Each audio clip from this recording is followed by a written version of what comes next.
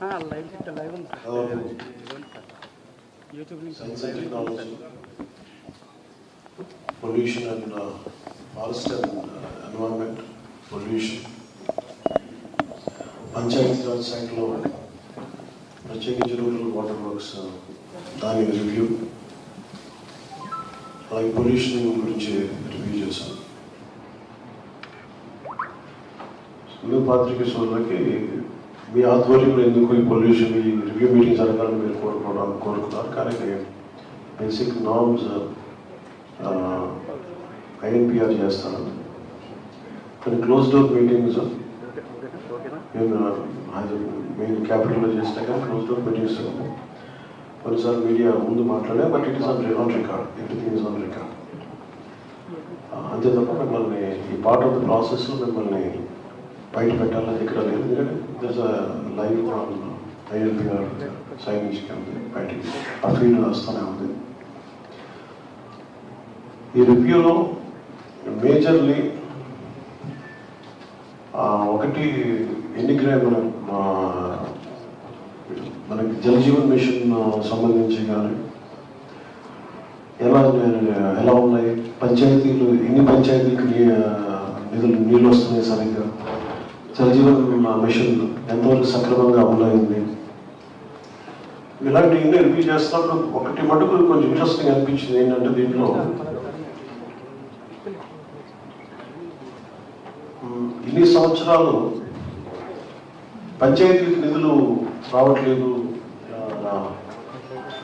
జిల్లా జడ్పీలకు కానీ పంచాయతీలకు కానీ మండల పరిషత్తులకు, దాంట్లో మేజర్ ఉన్నది రెవెన్యూ,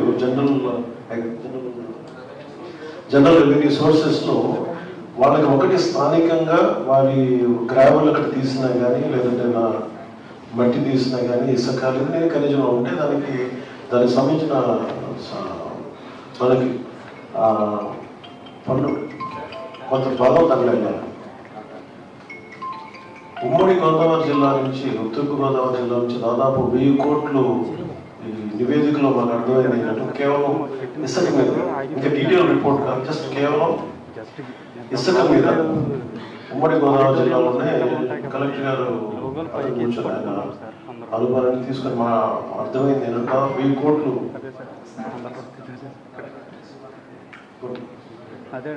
సంవత్సరం. ఈ 5 సంవత్సరాల్లో ఉమ్మడి గోదావరి జిల్లాలో కనీసం ఇది జస్ట్ ఇంకా లోతుకి వెళ్ళదు, జస్ట్ పైన టచ్ చేసి మాట్లాడుతుంటేనే 1000 కోట్ల సంవత్సరానికి వర్త్ ఆఫ్ ఇసుక తీశారు. 200 కోట్లు ఆంధ్రప్రదేశ్ మినరల్ డెవలప్మెంట్ కార్పొరేషన్కి 20% ట్యాక్స్ ఇచ్చేసారు. తిరిగి అది ఎక్కడికి రావాలంటే పంచాయతీకి రావాలి, లోకల్ బాడీస్కి రావాలి, అడప ఇప్పటికి రావాలి. ఇక్కడికి ఎంత వచ్చిందనేది దానికి ఒక స్పష్టత లేదు. అట్లా ఈ 5 సంవత్సరాల్లో దాదాపు 5000 కోట్ల వర్త్ ఆఫ్ ఇది ఆఫ్ రికార్డ్ ఎంత చేశారో నాకు చెప్పినారు. సో అదొకటి దీని గురించి బయటికి కొంచెం బలంగా తీయాలి.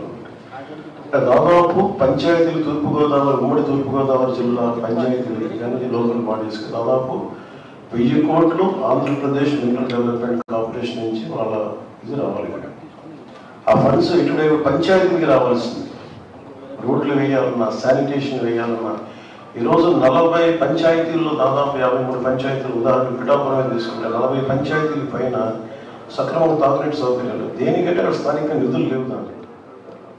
సో పంచాయతీల నుంచి సంపాదించిన డబ్బుని తిరిగి పంచాయతీలకి ఇవ్వాలి. అది ఇవ్వకపోవడం వల్ల ఒక చాలా ఫండ్ ఫ్లోస్లో అది వన్ ఆఫ్ ద స్ట్రీమ్ ఒక ప్రభావం.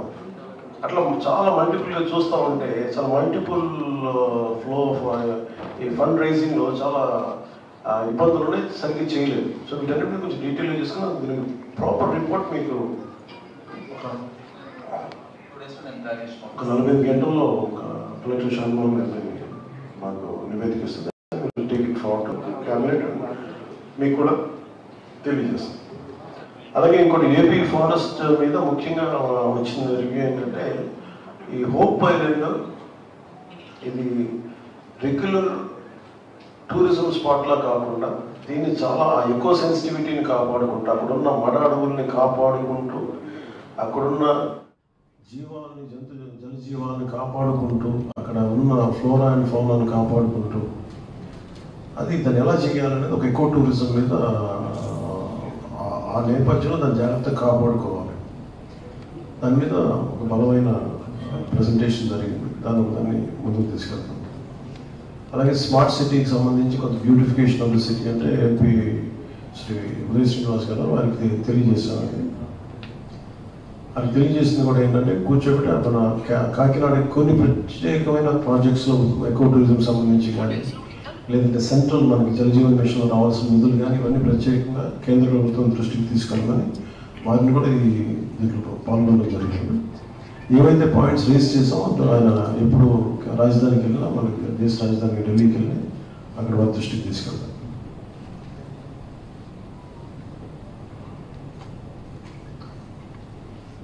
ఇది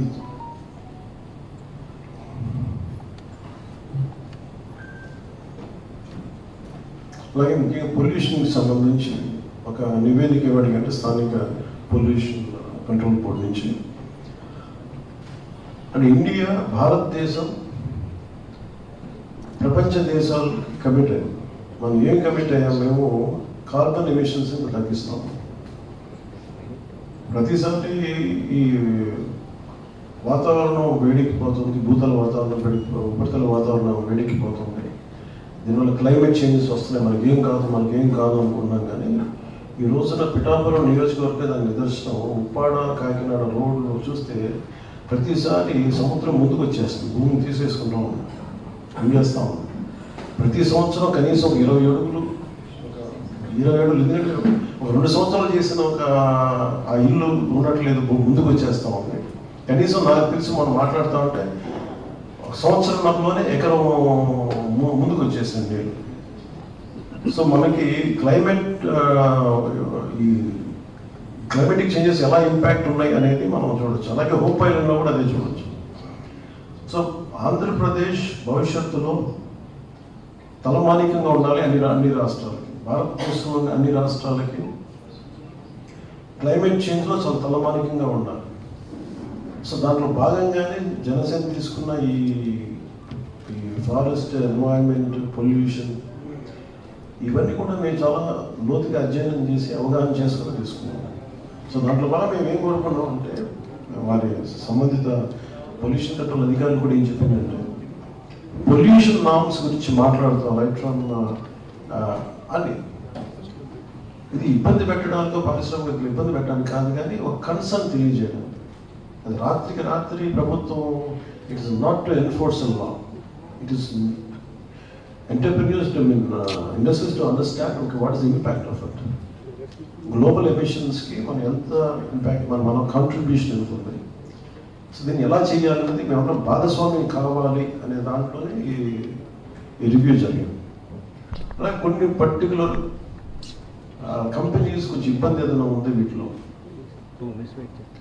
వాటిని మీరు పరిశీలించాలని అనేది కూడా వాళ్ళకి తెలియజేసి దానికి ఒక నివేదిక ఇవ్వమని చెప్పాలి. ఆంధ్రప్రదేశ్ ఈజ్ ఆఫ్ డూయింగ్ బిజినెస్కి నెంబర్ 1గా ఉండాలని కోరుకుంటున్నాను. అలాగే దాంతోపాటు పర్యావరణ సమతుల్యత కాపాడుకోవాల్సిన చాలా అవసరం ఉంది. అంటే మొన్న నేను పొల్యూషన్ రివ్యూ చేసినప్పుడు మటుకు దాదాపు 4 జిల్లాలు మనకి పర్యావరణం, మనకి ఈ వాతావరణం, ఈ హెచ్చుతగ్గుల వల్ల మనకి ఈ క్లైమేట్ చేంజ్ వల్ల ఇంపాక్ట్ అయ్యేది ఎక్కువ జిల్లాలు మనకే ఉంది. 4 జిల్లాల పైన ఉన్నాయి. కృష్ణా జిల్లా కూడా ఉన్నారు. అలాగే దీంట్లో మనకి దాదాపు 974 కిలోమీటర్ల తీర ప్రాంతం, దీంట్లో చాలా తీర ప్రాంతాల్లో ఇంపాక్ట్ మనకి